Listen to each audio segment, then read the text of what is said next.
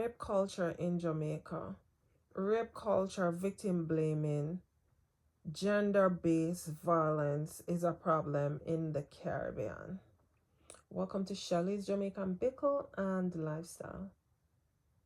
In this video, I'll be speaking a little bit on the rape culture in an environment such as Jamaica or the Caribbean, in which rape is prevalent and in which sexual violence is normalized and excused in the media and popular culture. No gender bias, male or female, can be caught in such situations. How does our culture, to include society and families, how do they view the whole rape culture scenario, especially in Jamaica? I am a Jamaican. I have never been a victim. I have never come close to being a victim, but there is so many persons who this continues to affect. This could be done by either a family member immediate, a close family friend, or even a father, mother, brother, uncle. This is sad. And I think it is hidden worse if it is a close family member. And then come years after, these victims still going through the trauma of their childhood, robbed, taken away from them at early ages or at such early ages that being an adult, a lot of persons have been coming out to speak out against this rape culture. Queen Ifrica did a song, Daddy Don't Touch Me There.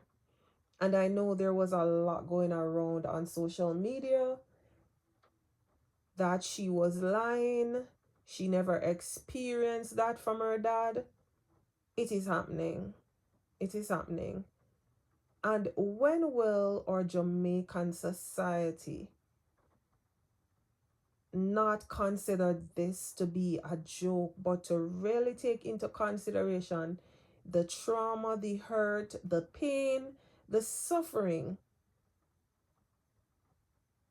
of someone's childhood being taken away from them, someone's innocence being taken away from them as early as 6, 7, 8, 9, 10.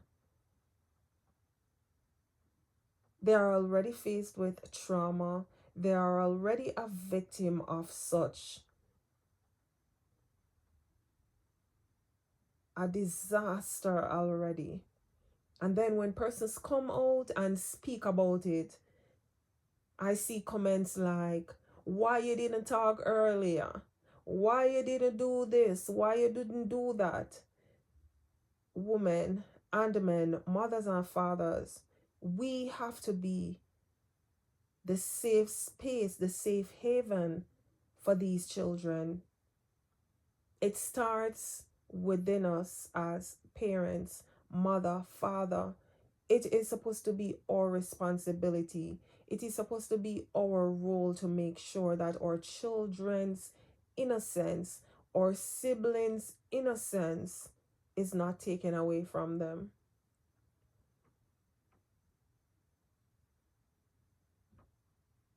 In this video, I am not showing my face. I'm a little tired, easy.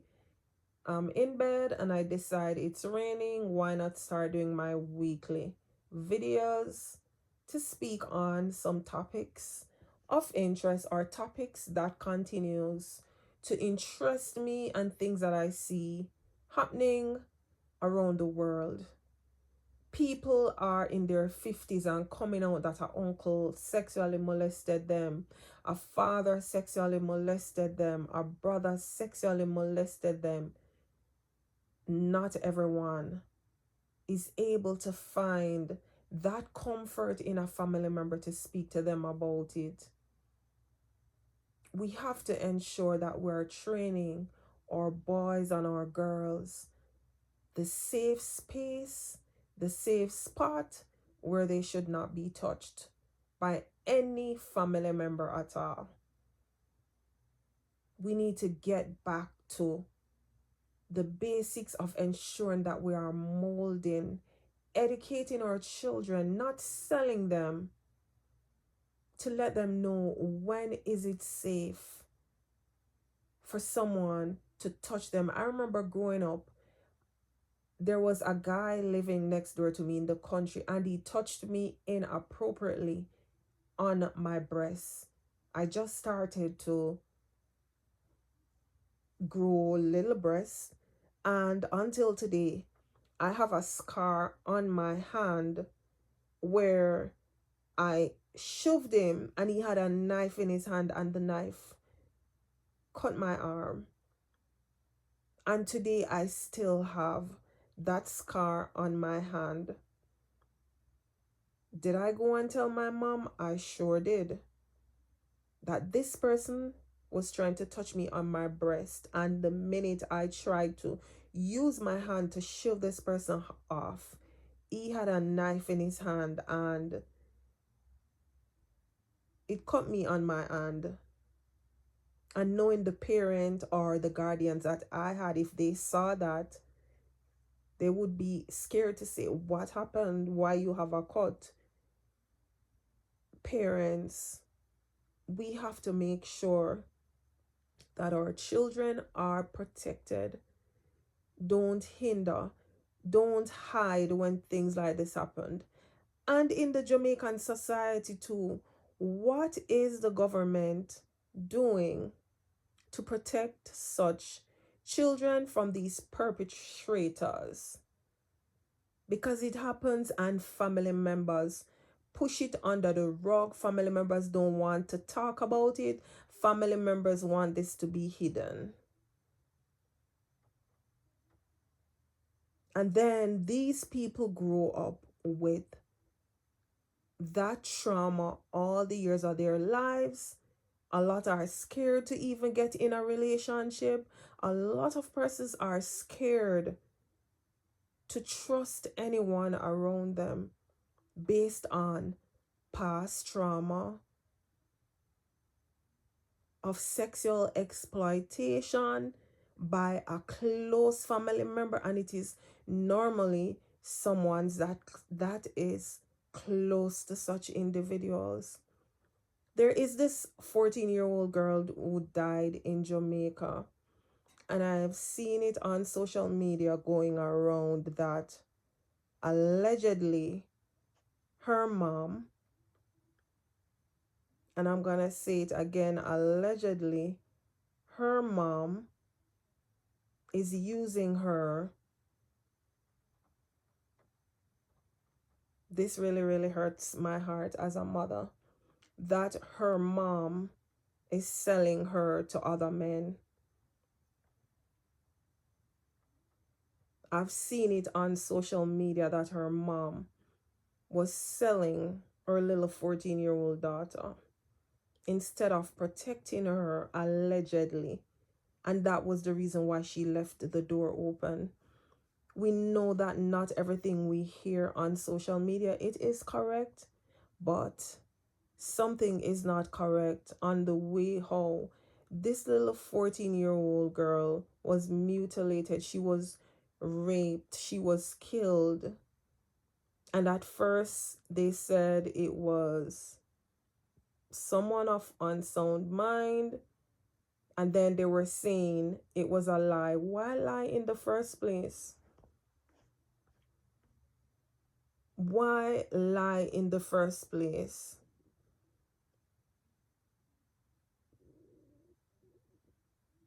The rape culture, victim blaming, it is a tough one. Not to mention, I'm gonna speak a little too also on the pedophiles that are sent back home to Jamaica. Jamaica does not have a registry for these people going around and molesting these little babies, taking away their childhood from them. It's been years I've been hearing about wanting to have a registry in Jamaica that once you molest a child, be it male or female, then you become a registered sex offender. It is really, really sad. It is really, really sad, and one that is really hard to speak on. But I had to do this video today because I went over on Facebook and I saw it on TikTok where allegedly they're saying the mother was selling her daughter to men. So they would go in, they would have their way with her, and then the mother would collect the money. Citizens, people in the community, this information based on allegedly what I am hearing. A lot of persons know what's happening, but no one wants to come out to speak about it. And this is like really, really sad. Because at times when this happens, they're either a mother or a father with a daughter, and you know things like this are going on and you don't speak about it. As much as in my little Jamaican community, the government is not doing sufficient. The government does not take this as seriously as how this is taken seriously in America. In America, you are registered. You cannot go a certain distance or kilometer near a school where there are children under a certain age. In Jamaica, these pedophiles, they're all over. There is no restriction, no limitation on when and where they can go and come, and they will continue to do this. Go to jail if caught, if reported. They send them back out on the streets and they are not registered. It is sad, and we're living in a more modern world, a more modern day and age, where when things like this occur, there should be stricter measures put in place by the government of Jamaica, because this continues to appear, and this is just based on minors, not to mention the amount of female that has gone missing in Jamaica over the age. But they've gone missing. No evidence of where the bodies are. No family member have any idea what really happened. This needs to stop.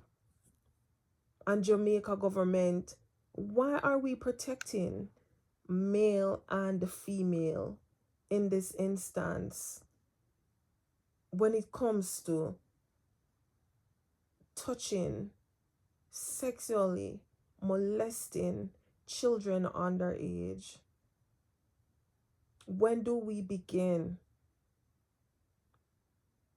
to make sure that these persons never get the chance the second time around to hurt, to touch anyone inappropriately without their knowledge, and been doing it over and over and over and over until these children become women on their own and are left with this trauma, where they then go into relationships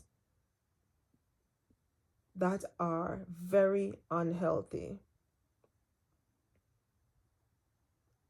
It is so sad. A lot of them, no mothers, no fathers around to give them direction or directives where to go, what to do. So they turn at a very early and tender age to a man seeking love, and then they are already damaged. No help was given to them. But then when we see them acting up on social media, there's this one I follow, her name is Majestic or Majestic on TikTok. She has 3 children, and I watched her on TikTok and my heart bled for her. She was being beaten, bullied, treated so badly by this man, yet she stood there. Now she's out on her own and she's talking about being molested from the age of 11 to I think the age of 15. It is so, so sad. So sad. Why take someone's innocence from them? No one is deserving of that. And Mr. Government and your parliamentarians, what are you doing? A 14-year-old lost her life. And I think as much as citizens are probably scared to go out and speak about this, I think a bigger and better investigation needs to go on in situations and scenarios such as these that are ongoing. Welcome to Shelly's Jamaican Bickle and Lifestyle. Don't forget to like, set your notification, follow, watch my videos, watch the little ads. Drop in the comment section and let me know your ideas and your thoughts on the rape culture in our Jamaican society here in 2025.